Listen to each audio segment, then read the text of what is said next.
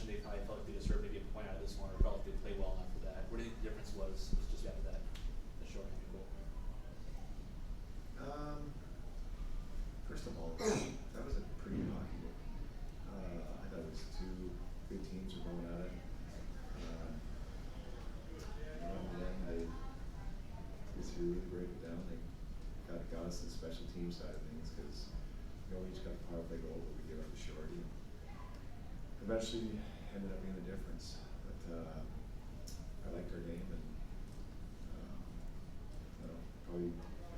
Like I said, it was a good hockey game. One of those, we're on the losing side of it, so it's natural to sit here and say we should have got points out of it. But I was happy with a lot of things we did.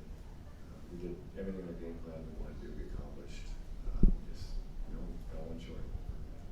Starting with that game and their place to sit here, do you like the progression of the team, the style of play? I mean, it sounds like. Oh yeah, we're much better team. Just in everything we've been doing since then. It's frustrating to promote. How do I say this? We've made some pretty good strides here over the last couple of weeks, and you're not going to win every game.